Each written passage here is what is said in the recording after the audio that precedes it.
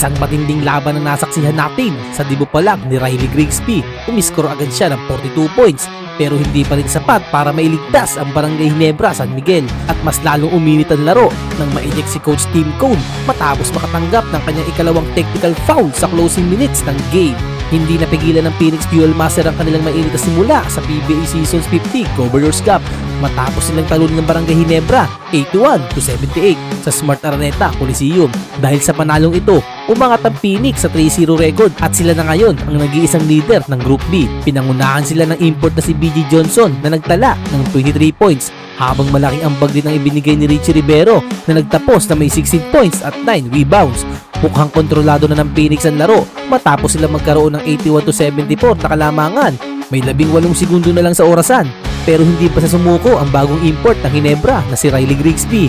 Sunod-sunod siyang umiskor ng dalawang mabilis na basket para paliitin ng lamang sa 81-78. 6 na segundo na lang ang natitira. Nagkaroon pa ng huling pagkakataon ng Ginebra para maitabla o maagaw ang panalo gamit ang 3-point o 4-point shot. Ngunit mintis ang tira ni Jeremiah Gray kaya tuloy nakaligtas ang Phoenix at inuwi ang panalo. Bukod sa tikit na laban, naging emosyonal din ang pagkatapos ng laro. Ma-eject si Ginebra head coach Tim Cone matapos siyang matawagan ng ikalawang technical foul sa mga huling minuto ng fourth quarter.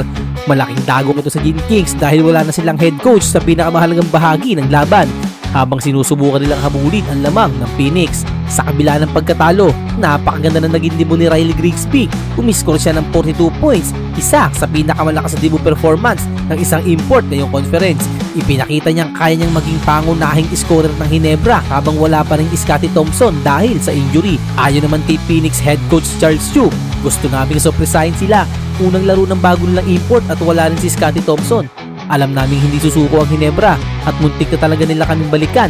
At totoo nga, muntik pang maagaw ng Gin Kings ang panalo sa mga huling segundo. Sunod na makakaharap ng Phoenix ang rain or shine habang babawi naman ang Barangay Ginebra laban sa Blackwater. Sa tingin nyo mga ka-courtside, kaya bang pangunahan ni Riley Grigsby ang Ginebra habang wala si Scottie Thompson? I-comment ang inyong opinion. At kung gusto nyo ng mabilis at updated na PBA recaps, i-like ang video, mag-subscribe sa Kwentong Courtside at i-click ang notification bell para lagi kayong updated. Maraming salamat sa panonood at magkita-kita tayo sa mga susunod na Kwentong Courtside.